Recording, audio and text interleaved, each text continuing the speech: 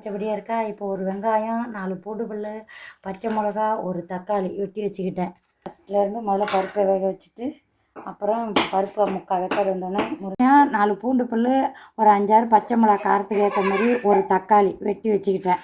வேக வச்சேன். வெந்து முடிஞ்சோடனே கீரை போட்டு வெந்துக்கிட்டு இருக்குது முருங்கைக்கீரை. எண்ணெய் சட்டியை அடுப்பில் வச்சுருக்கிறேன். ஆயில் ஊற்றிக்கிட்டேன். ஒரு 3 ஸ்பூனு போட்டுட்டேன். எண்ணெய் சூடாகணுன்னே கொஞ்சம் கடுகு போட்டு தாளிச்சிட்டு கொஞ்சம் ஜீரகம் போட்டு தாளிச்சிருக்கேன். பூண்டு, பச்சை மிளகாய்.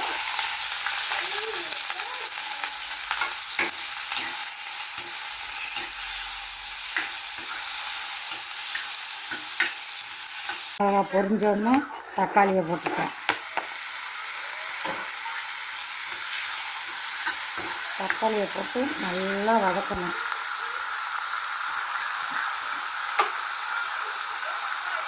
வதக்கிறதுக்கு முன்னுக்கு தேவையான அளவுக்கு உப்பு,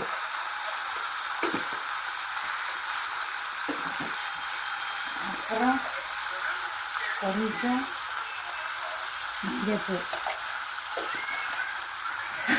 நல்லா டோஸ்ட்டாக நல்லா வதங்குறதுக்கு அப்புறம் கீரை கூட்டில் எடுத்து போட்டுட்டோம். கொஞ்சம் கீரை அள்ளிப்பட்டு